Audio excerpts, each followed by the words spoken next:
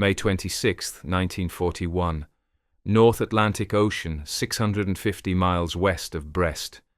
Sub-Lieutenant Peter Gibbs throttled back his Fairey Swordfish biplane as his observer called out the ASV radar contact, a lone warship bearing southeast at 20 knots.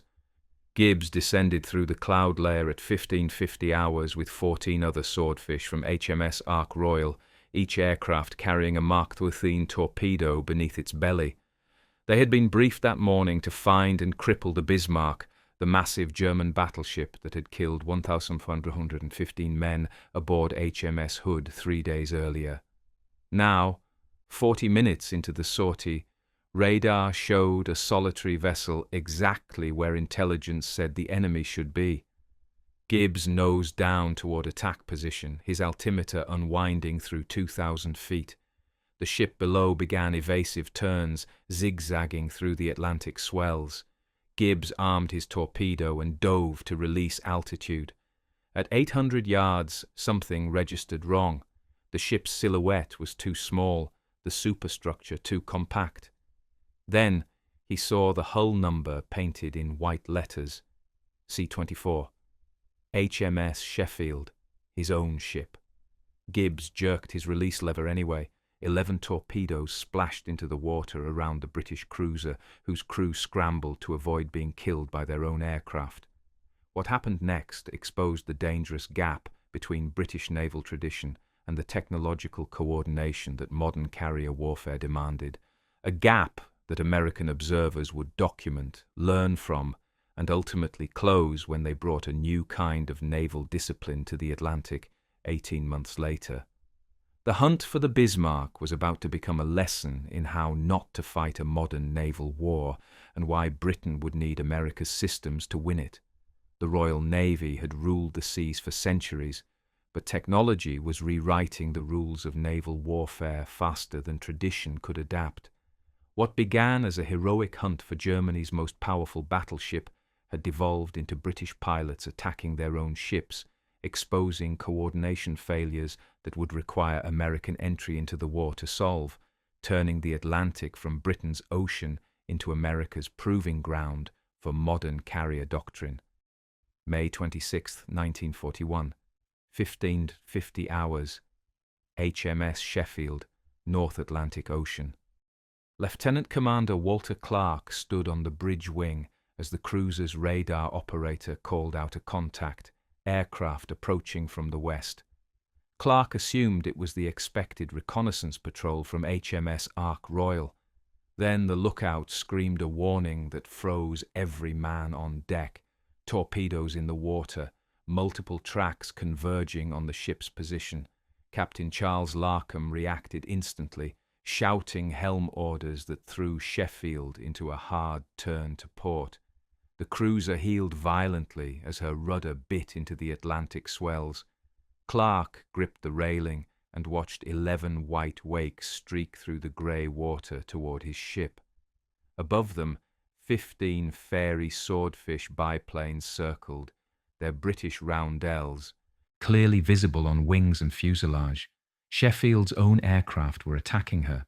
The first torpedo exploded 200 yards short of the hull, detonating with a geyser of white water that shot 50 feet into the air, then another and another.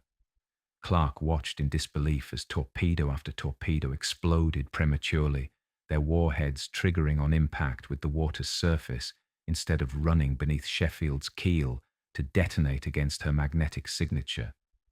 The Royal Navy's new Mark XIV magnetic torpedo detonators, designed to explode near a ship's magnetic field for maximum damage, were catastrophically faulty, but not all 11 torpedoes failed. 3 ran true, their magnetic pistols failing to trigger early. Larkham ordered another emergency turn, this time to starboard. Sheffield's bow swung through 30 degrees in less than a minute, her engines straining as she accelerated to flank speed. The cruiser's wake carved a serpentine path through the swells. One torpedo passed down Sheffield's port side, missing by 20 yards. Another crossed her wake, arriving seconds after the stern had passed. The third ran deep. passing harmlessly beneath the keel without triggering. By 15:55 hours, the attack was over. Sheffield's crew emerged from their action stations, staring up at the departing Swordfish with expressions mixing shock, rage, and bitter relief. Not a single torpedo had struck home. The cruiser was undamaged, her crew unharmed, but the near miss was so close that some sailors could have reached out and touched the torpedo wakes as they passed.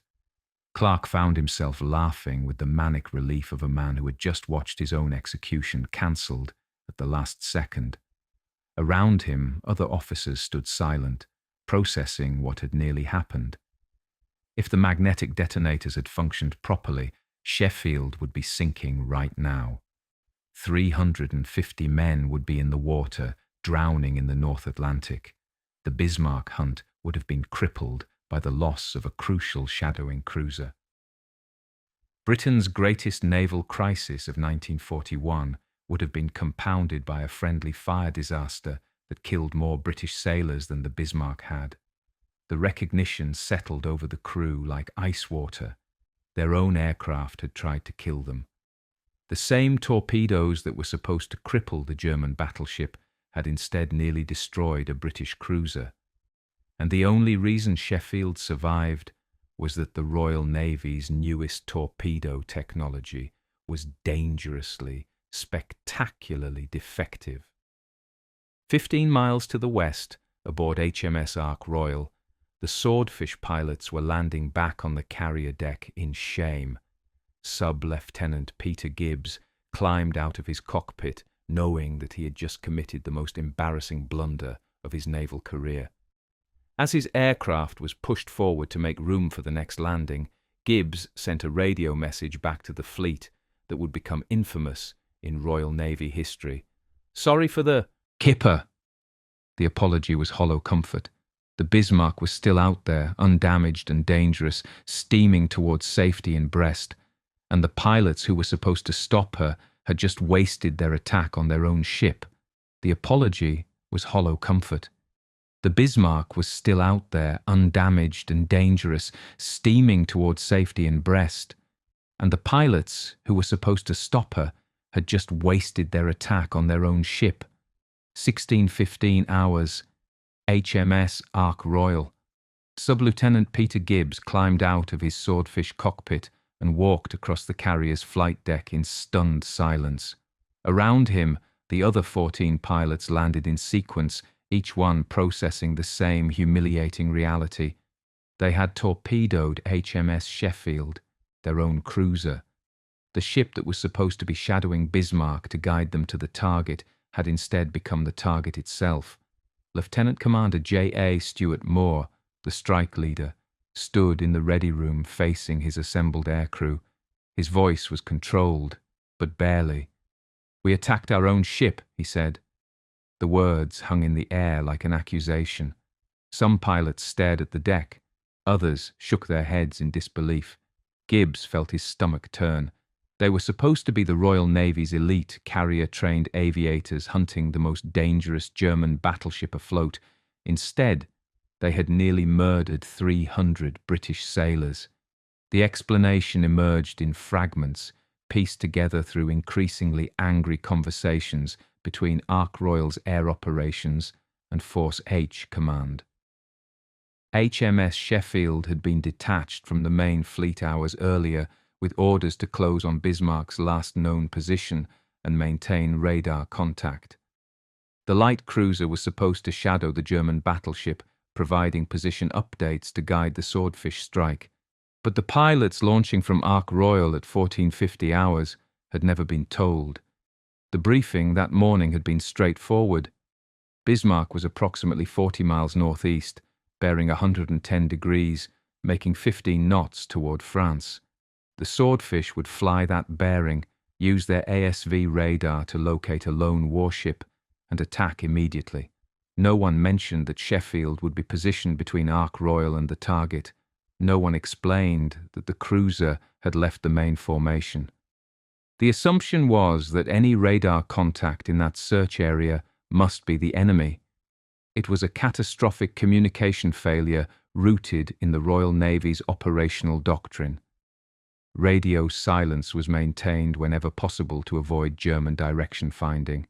Individual ships and air wings operated with significant autonomy, expected to use initiative rather than constant coordination. This approach had worked for centuries when ships operated within visual range and communicated with signal flags. But carrier aviation required something different: centralized coordination, constant communication, shared tactical awareness. The Royal Navy's proud tradition of independent command had become a liability in the age of radar and long-range aircraft. The psychological factor made it worse. The pilots expected to see Bismarck. They had been briefed to find Bismarck. When their radar showed a lone warship in approximately the right location, their minds filled in the rest. Expectation bias, seeing what one expects rather than what's actually there, had nearly killed an entire cruiser crew. One historian would later write that, expecting to see the Bismarck is what they saw, a phenomenon documented in post-war analysis of friendly fire incidents. But the Sheffield disaster had revealed something else, something that might actually help. The Mark XII magnetic torpedo detonators were dangerously faulty. Designed to explode when passing through a ship's magnetic field, they instead detonated prematurely on contact with seawater. Of 11 torpedoes dropped, most had exploded uselessly in mid-air or on hitting the water's surface. Only Sheffield's expert seamanship had saved her from the few that ran true. In Ark Royal's armoury, ordnance crews were already replacing the magnetic pistols with contact detonators on the remaining torpedoes. Simple, reliable, mechanical impact fuses that would only explode when striking a ship's hull. The technology was older, less sophisticated, but it worked. The Sheffield blunder had accidentally exposed a fatal flaw in Britain's newest torpedo technology hours before it would have been tested against the actual target. If the magnetic detonators had failed against Bismarck, the German battleship would have escaped. Commander James Trail, Ark Royal's air operations officer, briefed the pilots for the second strike. 15 Swordfish would launch at 19:15 hours with contact-fused torpedoes, but this time the air crew would be explicitly ordered to make radio contact with HMS Sheffield before attacking any target. Sheffield would provide a radar bearing to Bismarck's position, eliminating any possibility of misidentification. The coordination would be explicit, systematic, leaving nothing to assumption or individual initiative. The change represented a fundamental shift from independent operations to coordinated doctrine, from radio silence to tactical communication, from tradition to technology. But time was running out. Bismarck was now less than 24 hours from Brest, where German air cover would make any attack impossible. The Swordfish had one last chance to cripple her, and they would be flying into deteriorating weather with gale-force winds and fading daylight. Gibbs climbed back into his cockpit at 19:10 hours, knowing that the next attack would either redeem the afternoon's disaster or seal Britain's humiliation. The first strike had nearly killed their own sailors. The second strike had to find and cripple the most powerful battleship in the Atlantic. And this time, there would be no communication failures, no assumptions, no attacking the wrong ship. The lesson had been learned, written in the white wakes of torpedoes that had almost murdered 300 men. Gibbs climbed back into his cockpit at 19:10 hours, knowing that the next attack would either redeem the afternoon's disaster or seal Britain's humiliation. The first strike had nearly killed their own sailors. The second strike had to find and cripple the most powerful battleship in the Atlantic. And this time, there would be no communication failures, no assumptions, no attacking the wrong ship. The lesson had been learned, written in the white wakes of torpedoes that had almost murdered 300 men. 19:15 hours, HMS Ark Royal. 15 Fairey Swordfish lifted off the carrier deck into deteriorating weather. Sub-Lieutenant John Moffat advanced his throttle and felt his aircraft shudder into the Atlantic wind, the contact-fused torpedo slung beneath his fuselage feeling heavier than usual. Around him, the other biplanes formed up in loose formation, their fabric-covered wings flexing in gusts that approached gale force. Rain lashed the windscreens. Visibility was dropping by the minute, but this time, everything was different. The pilots had explicit orders: make radio contact with HMS Sheffield before attacking any target. Sheffield was positioned between Ark Royal and Bismarck, shadowing the German battleship on radar. The cruiser would provide bearings, eliminating any possibility of misidentification. The coordination would be systematic, leaving nothing to chance or assumption. At 2,000 hours, 45 minutes into the flight, the Swordfish made their first radio contact with Sheffield. The cruiser's radar operator provided a bearing. Bismarck was 15 miles northwest, course 150 degrees, speed 12 knots. The pilots acknowledged and adjusted their heading. At 20:30 hours, they radioed Sheffield again for an updated position. The second bearing confirmed the first. They were closing on the right target. At 20:47 hours, the Swordfish descended through cloud layers at 3,000 feet and spotted her. There was no mistaking this ship for anything but what she was: the Bismarck, 42,000 tons of German naval power, her massive superstructure rising like a castle from the Atlantic swells. Her main battery turrets tracked the approaching aircraft. At 8,000 yards, she opened fire. 15-inch shells exploded in massive water columns around the attacking Swordfish. The slow-moving biplanes, cruising at barely 90 knots, wove through a forest of white geysers that reached 200 feet into the air. Anti-aircraft tracers filled the sky with orange lines. Bismarck turned hard to port, then starboard, trying to comb the torpedo tracks while her secondary batteries engaged the bombers at point-blank range. Moffat dropped to 50 feet above the water, his aircraft buffeted by shell splashes and the backwash from Bismarck's wake. At 800 yards, he released his torpedo. The Mark XII splashed into the Atlantic, its contact detonator armed, running straight and true at 40 knots. Moffat pulled up hard, his Swordfish climbing through anti-aircraft fire that tore fabric from his port wing. Behind him, 14 other Swordfish made their attacks in sequence, dropping torpedoes from every angle to overwhelm Bismarck's evasive maneuvers. Most missed. One struck amidships on the port side, absorbed by the battleship's armoured belt with minimal damage. But at 2,055 hours, one torpedo, Moffat's, struck Bismarck's stern. The explosion ripped through the steering compartment.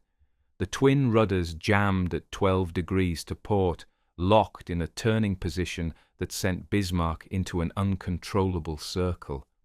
Damage control teams rushed to the stern, but seawater flooding through the torn hull plates made repairs impossible.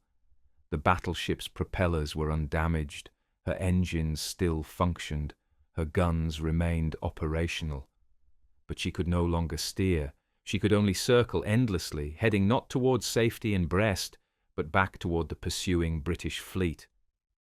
At 21:15 hours, Admiral Günther Lutyens radioed Berlin with a message that acknowledged defeat. Ship unmaneuverable. We fight to the last shell. Long live the Führer. On Bismarck's bridge, Captain Ernst Lindemann understood that the ship was doomed.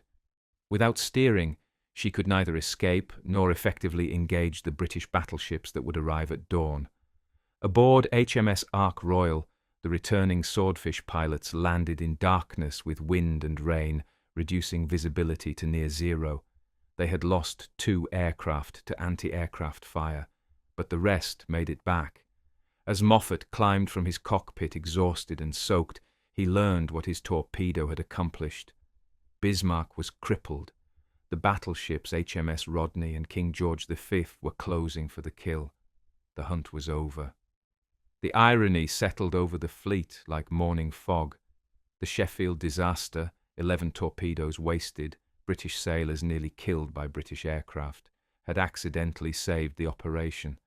If the first strike had used contact detonators against Sheffield, they might have worked, and the battleship would have sailed without discovering the flaw.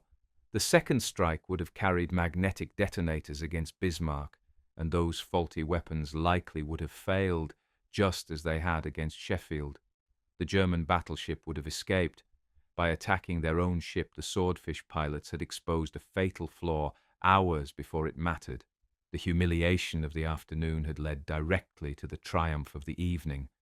The torpedo that jammed Bismarck's rudder, dooming 42,000 tons of German steel to destruction the next morning, was armed with a contact detonator only because magnetic detonators had proven themselves worthless against HMS Sheffield. May 27th dawned with Bismarck still circling helplessly. At 0847 hours, Rodney and King George V opened fire. For 90 minutes, they poured shells into the German battleship from ranges as close as 3,000 yards. Bismarck's crew fought back until their guns were destroyed, then began scuttling the ship. At 10:36 hours, she rolled to port and sank, taking over 2,000 men with her. The Royal Navy's greatest victory of 1941 was complete, but American naval observers attached to Force H were filing reports that focused less on the triumph than on the Sheffield incident that had preceded it. The friendly fire disaster exposed dangerous gaps in British carrier doctrine, gaps that would haunt the Royal Navy throughout the war, and gaps that American carriers would learn to close with systematic coordination that Britain's traditions could never quite embrace. The Royal Navy's greatest victory of 1941 was complete, but American naval observers attached to Force H were filing reports that focused less on the triumph than on the Sheffield incident that had preceded it. The friendly fire disaster exposed dangerous gaps in British carrier doctrine, gaps that would haunt the Royal Navy throughout the war, and gaps that American carriers would learn to close with systematic coordination that Britain's traditions could never quite embrace. The Sheffield attack wasn't an isolated mistake. It was a symptom of institutional paralysis, a moment when centuries of naval tradition collided with technological reality. The Royal Navy that hunted the Bismarck in May 1941 was the world's most powerful fleet, commanding over 1,000 warships and drawing on 300 years of unbroken supremacy. But that very dominance had calcified into doctrine that couldn't adapt fast enough to carrier warfare's demands. British naval tradition emphasized decentralized command. Since the days of Nelson, Royal Navy captains were expected to operate independently, using initiative and aggressive spirit rather than waiting for orders. At Trafalgar in 1805, Nelson's famous signal, "England expects that every man will do his duty," was followed by minimal tactical direction. Individual ship captains closed with the enemy and fought as they saw fit. This approach worked brilliantly when ships operated within visual range, when battles lasted hours rather than minutes, and when communication meant signal flags visible only to nearby vessels.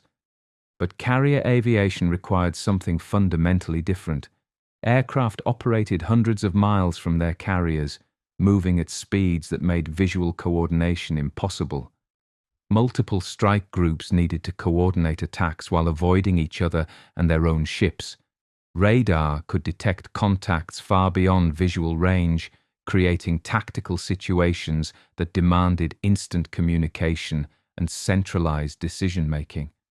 The technology had outpaced the doctrine. The Royal Navy's obsession with radio silence made the problem worse. German direction-finding equipment could locate radio transmitters with disturbing accuracy, so British ships maintained strict wireless discipline. Communications between ships and aircraft were minimized. Individual units operated with significant autonomy, expected to interpret broad orders rather than receive detailed tactical direction. This caution made sense when protecting convoys from U-boats, but it created catastrophic coordination failures in carrier operations. The Sheffield incident exposed the consequences. When HMS Sheffield was detached to shadow Bismarck, No one ensured that Ark Royal's aircrew were informed. The cruiser and the carrier operated as independent units within the same task force, coordinating through minimal communication rather than continuous information sharing. The Swordfish pilots launched with only their initial briefing, expecting to use radar to find a lone warship and attack immediately. The assumption was that individual initiative and aggressive action would suffice. Naval warfare studies conducted after the war would document this pattern repeatedly throughout British carrier operations in 1941-1943. At the Battle of Cape Matapan in March 1941, British aircraft from HMS Formidable nearly attacked their own cruisers. In the Mediterranean throughout 1942, Royal Navy carriers struggled with coordination failures that cost aircraft and complicated operations. The doctrine that had made Britain supreme in the age of sail had become a liability in the age of radar. The recognition created profound cognitive dissonance for Royal Navy leadership. These men had been raised on stories of Trafalgar and Jutland, on the belief that British naval tradition represented the pinnacle of maritime warfare. Admitting that decentralized command, the core principle of that tradition, was now dangerous, required abandoning assumptions that had guided careers and defined institutional identity. Some commanders adapted. Most continued operating as they always had, trusting in British seamanship and aggressive spirit to overcome technological coordination challenges. Meanwhile, American naval observers were taking detailed notes. Commander Joseph Rochefort, attached to Royal Navy units as part of pre-war cooperation agreements, filed reports documenting the Sheffield incident and broader British operational patterns. Lieutenant Commander Wade McCluskey, observing British carrier operations in the Mediterranean, noted the absence of centralized combat information centers and systematic air control. These American officers weren't criticizing their British allies. They were learning from British mistakes, documenting what didn't work so that American carriers could develop doctrine that did. The irony was profound. Britain had pioneered carrier aviation, launching the first carrier-based torpedo attack in World War I and operating carriers throughout the interwar period. But institutional tradition prevented the Royal Navy from fully embracing what carrier warfare demanded: centralized coordination, continuous communication, systematic information sharing. American carriers, entering the war later with less tradition and more willingness to innovate, would ultimately perfect the doctrine that Britain had started but couldn't complete. By late 1941, the pattern was clear to anyone willing to see it. The Sheffield incident was not an aberration but a preview. British carrier operations would continue suffering coordination failures because institutional culture resisted the systematic coordination that modern naval warfare required. And across the Atlantic, American observers were designing the carrier task force doctrine that would dominate the Pacific War, doctrine built explicitly on lessons learned from watching Britain's proud traditions collide with technological change. By late 1941, the pattern was clear to anyone willing to see it. The Sheffield incident was not an aberration but a preview.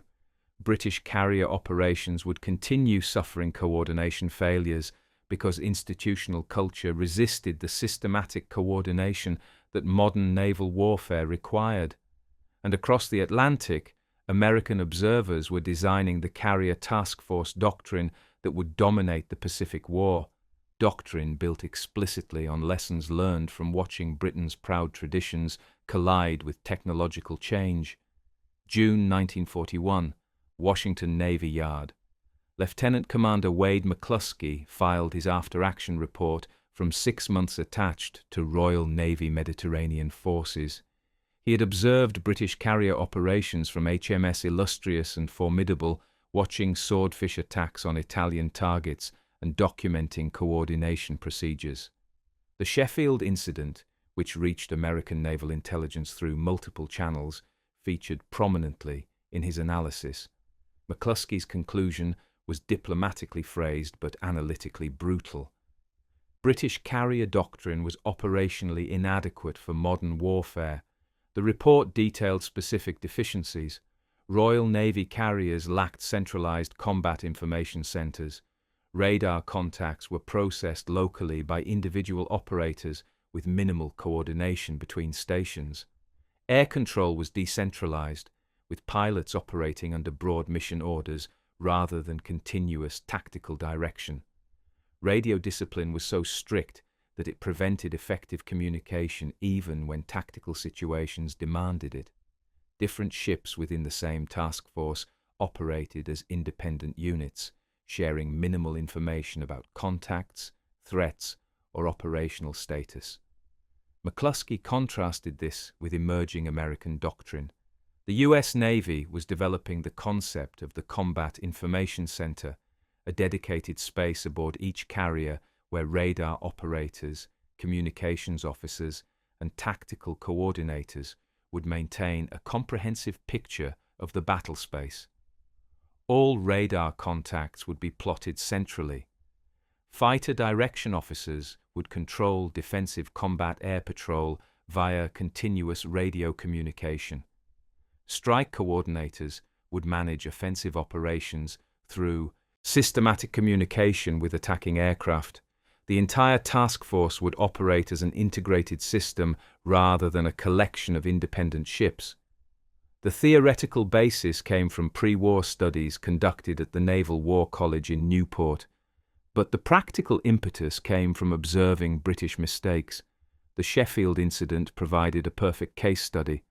American analysts noted that the friendly fire attack could have been prevented by 3 simple procedures: centralized mission briefing, including all tactical updates, continuous communication between ships and aircraft, and systematic identification protocols requiring positive confirmation before weapons release.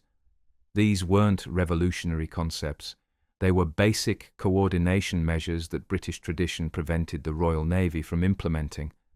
Other American observers filed similar reports throughout 1941. Naval attachés in London documented additional British coordination failures. Intelligence officers analysing Royal Navy operations in the Atlantic and Mediterranean identified pattern after pattern of inadequate communication, decentralised operations, and friendly fire near misses. The Americans weren't gloating, they were learning. Every British mistake became a lesson that informed American carrier development. By November 1941, the US Navy had formalized carrier task force doctrine that addressed every deficiency observed in British operations.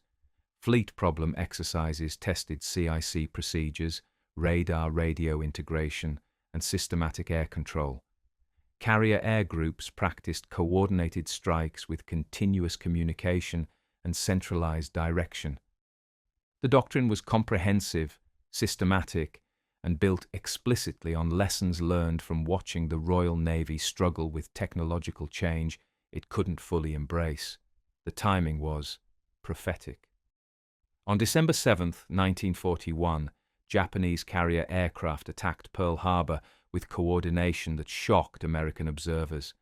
The attack demonstrated exactly what centralized carrier operations could achieve: multiple strike waves coordinated through systematic communication, fighters and bombers working as integrated units, all directed by flagship air controllers maintaining comprehensive tactical awareness. The Japanese had solved the same problems Britain struggled with, proving that carrier warfare demanded centralized coordination regardless of traditional naval culture. But the Americans had been preparing. Commander Joseph Rochefort, now leading Station Hypo Cryptanalysis Unit at Pearl Harbor, had observed British operations before taking his intelligence post. The lessons he documented about coordination failures would inform American carrier doctrine development throughout 1942. When American carriers finally engaged Japanese forces at Coral Sea and Midway, they would operate with CIC procedures, systematic air control, and centralized coordination that British carriers still struggled to implement consistently. The intellectual transition was remarkable, In 1940, America had been the student, observing British carrier operations and learning from the world's most experienced naval power. By 1942, America would be the teacher, demonstrating carrier warfare doctrine that Britain had pioneered but couldn't perfect.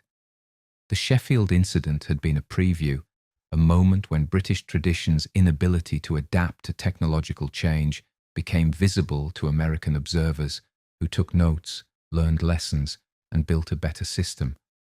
British pride prevented full acknowledgement of the problem. Royal Navy officers continued emphasizing individual initiative, aggressive spirit, and decentralized command throughout the war. Some improvements were made: better radar coordination, reduced radio silence restrictions, improved air control procedures. But the fundamental cultural resistance to centralized systematic coordination remained. Britain would fight the entire war with carrier doctrine that was adequate but never optimal, tradition-bound but never fully modern.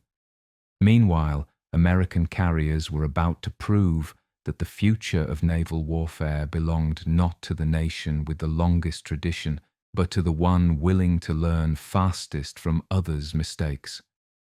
December 7th had demonstrated what coordinated carrier operations could achieve. The question was whether American doctrine, built on lessons learned from watching British pilots torpedo their own ship, would work when tested against the Japanese Navy that had just struck Pearl Harbor with devastating precision. Meanwhile, American carriers were about to prove that the future of naval warfare belonged not to the nation with the longest tradition, but to the one willing to learn fastest from others' mistakes. December 7th had demonstrated what coordinated carrier operations could achieve. The question was whether American doctrine, built on lessons learned from watching British pilots torpedo their own ship, would work when tested against the Japanese Navy that had just struck Pearl Harbor with devastating precision. June 4th, 1942. 0600 hours, USS Enterprise, 200 miles northeast of Midway Island. Lieutenant Commander Wade McCluskey stood in the carrier's Combat Information Center, a dedicated compartment that hadn't existed on any British carrier he'd observed 13 months earlier. Around him, radar operators tracked multiple contacts simultaneously, plotting them on a large status board. Communications officers maintained continuous radio contact with scout aircraft, combat air patrol, and the other carriers in Task Force 16. Fighter director officers prepared to control defensive fighters via systematic radio coordination. Everything McCluskey had recommended after observing British carrier operations was now operational doctrine. At 0702 hours, Enterprise began launching her strike group: 33 Douglas SBD Dauntless dive bombers, 14 Douglas TBD Devastator torpedo bombers, and 10 Grumman F-4F Wildcat fighters. Aboard USS Yorktown and USS Hornet, similar launches were underway. But unlike British carrier operations that McCluskey had watched struggle with coordination, the American strikes were systematically managed. Each carrier's CIC tracked its own aircraft via radar, coordinating launch sequences to prevent collisions and confusion. Radio frequencies were assigned by mission type, preventing communication overlap. Strike coordinators maintained continuous contact with squadron leaders, updating them on target information, weather conditions, and threats. The contrast with the Sheffield incident was absolute. British Swordfish had launched with a single briefing and minimal communication, expected to find and attack independently. American squadrons launched with continuous tactical updates, coordinated strike plans, and explicit identification protocols. No American pilot would attack a contact without positive identification and coordination with other strike groups. The doctrine that had been developed by studying British mistakes was now being tested in actual combat. At 0920 hours, Hornet's Torpedo Squadron 8 found the Japanese carriers first. 15 TBD Devastators attacked without fighter escort, flying into murderous anti-aircraft fire from 4 Japanese carriers: Akagi, Kaga, Sortie and Hiryu. All 15 aircraft were shot down. Only one pilot survived. But their sacrifice was not wasted. The attack pulled Japanese fighters down to wave height, disrupting Japanese combat air patrol just as Enterprise's and Yorktown's dive bombers arrived at altitude. At 10:20 hours, coordinated American dive bomber attacks struck 3 Japanese carriers almost simultaneously. Enterprise's SBDs hit Akagi and Kaga. Yorktown's SBDs struck Soryu. Within 5 minutes, all 3 carriers were burning out of control, their flight decks ruptured by bomb hits that detonated aviation fuel and armed ordnance. By 10:25 hours, 3/4 of the Japanese carrier force was doomed. The coordination wasn't perfect. American squadrons had become separated during the long flight, arriving piecemeal rather than in perfectly synchronized waves. But the systematic doctrine worked. CIC coordination prevented friendly fire incidents. Radio communication allowed strike leaders to coordinate attacks even when separated. Radar tracking enabled recovery operations that brought most aircraft safely back, despite battle damage and fuel shortages. The procedures that British carriers struggled to implement consistently were functioning under combat conditions. The battle continued through the afternoon. Japanese carrier Hiryu launched counterstrikes that crippled Yorktown. But American doctrine proved its worth again. Systematic damage control procedures, centralized tactical coordination, and integrated task force operations allowed Enterprise and Hornet to continue fighting while Yorktown's crew fought to save their ship. At 1700 hours, Enterprise's dive bombers found and struck Hiryu, leaving all 4 Japanese carriers either sinking or burning. By evening on June 4th, the strategic transformation was complete. Japan had lost 4 fleet carriers and over 100 irreplaceable trained pilots. America had demonstrated carrier warfare doctrine that emphasized systematic coordination over individual initiative, centralized control over decentralized operations, continuous communication over radio silence. The lessons learned from watching British pilots attack HMS Sheffield had been translated into operational procedures that won the decisive naval battle of the Pacific War. The institutional flexibility that allowed this transformation was remarkable. In May 1941, American naval observers had watched British carrier operations and documented their failures. By December 1941, the US Navy had developed comprehensive doctrine addressing those failures. By June 1942, just 7 months after entering the war, American carriers were executing that doctrine in combat with devastating effectiveness. Britain had pioneered carrier aviation, but couldn't fully adapt its tradition-bound culture to technological demands. America entered the war later, but learned faster, proving that institutional flexibility mattered more than historical experience. The irony would continue throughout 1942-1943. While American carriers dominated the Pacific using systematic coordination doctrine, British carriers in the Atlantic and Mediterranean continued struggling with coordination failures rooted in cultural resistance to centralized control. Royal Navy pilots were as brave and skilled as their American counterparts, but British institutional culture prevented implementation of the systematic procedures that American carriers had adopted by learning from British mistakes. The Sheffield incident had been prophetic.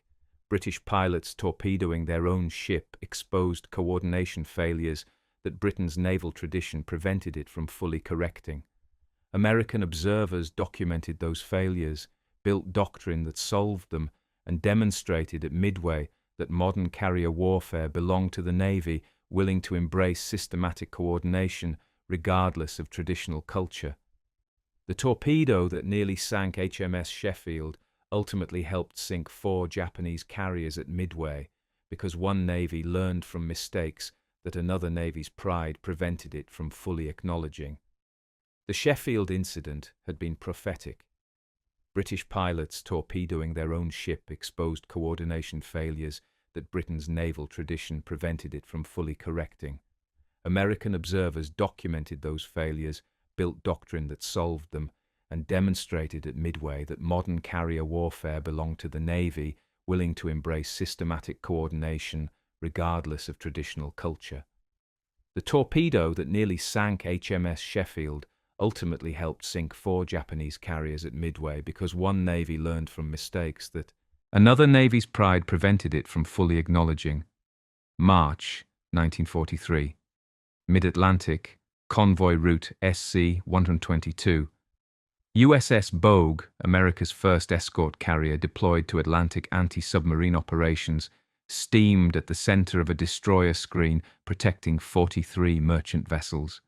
In Bogue's Combat Information Center, radar operators tracked multiple contacts simultaneously, while fighter director officers coordinated defensive patrols via continuous radio communication.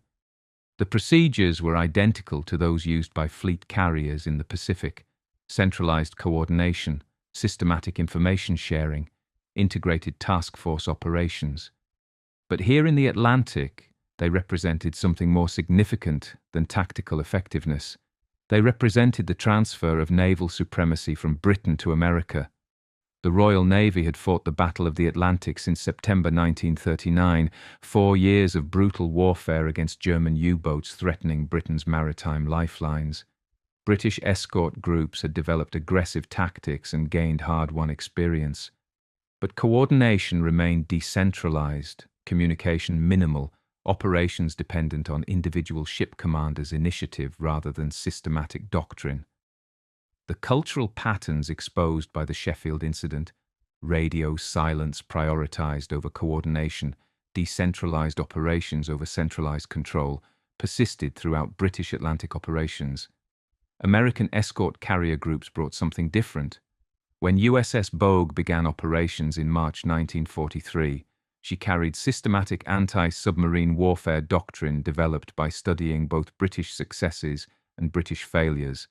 Her CIC maintained continuous radar surveillance, tracking all aircraft and surface contacts on centralized plotting boards.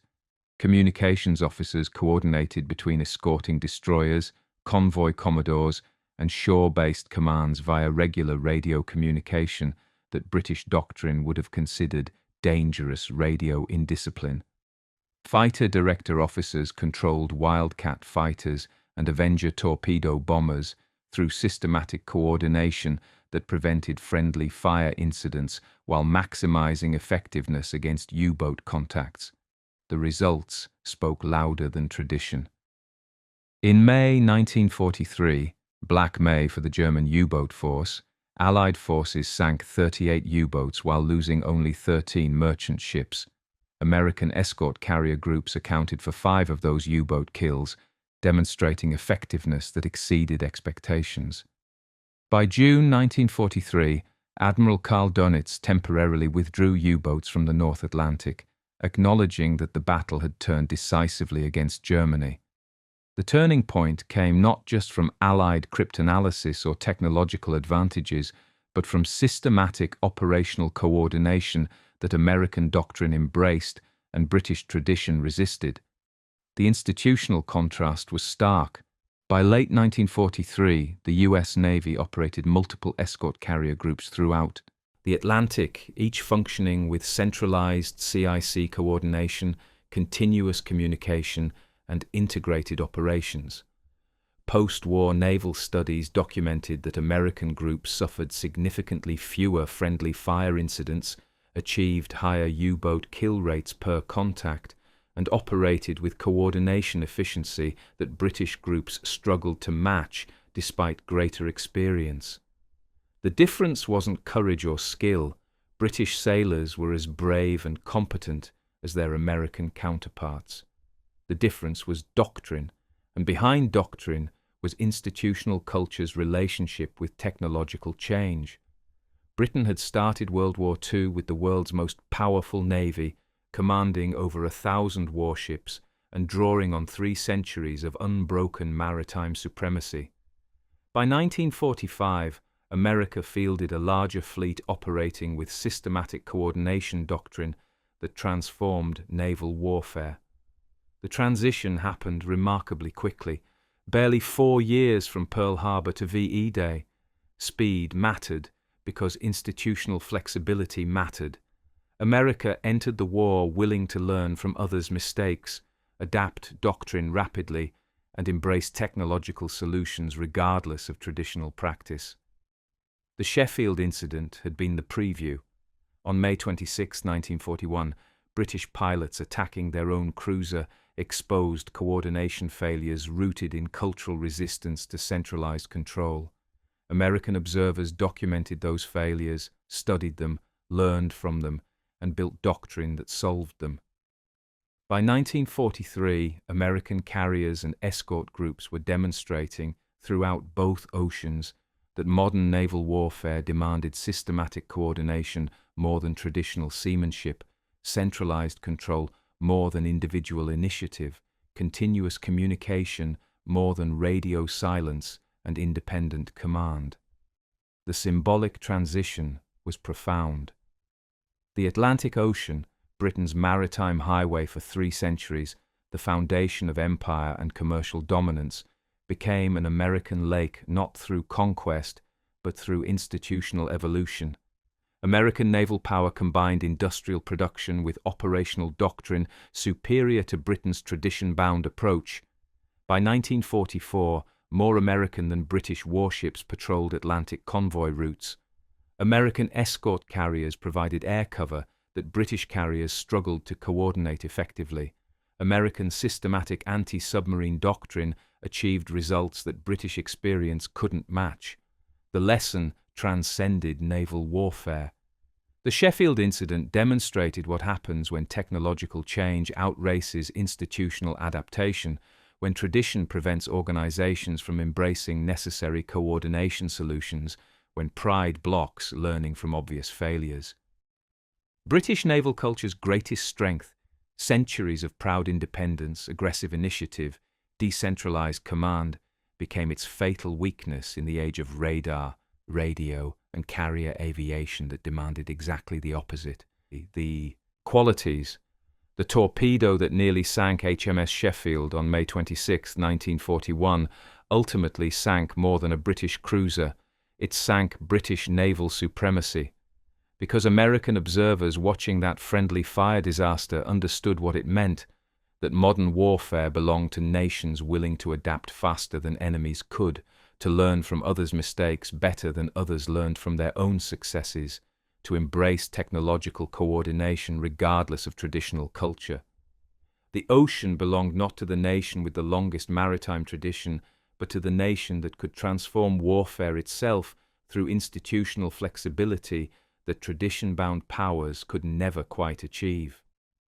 By May 1945, when the last U-boat surrendered in the Atlantic, the transition was complete. America dominated both oceans with carrier groups and escort forces operating systematic coordination doctrine that had been built by learning from British mistakes. Britain remained a crucial ally, her sailors brave and effective, but the age of British naval supremacy had ended, replaced by American dominance rooted in institutional willingness to learn, adapt, and coordinate that the Sheffield incident had foreshadowed 4 years earlier. The war had been won. But more profoundly, naval warfare had been transformed, and the nation that learned fastest from others' failures proved that in modern conflict, institutional flexibility mattered as much as traditional courage.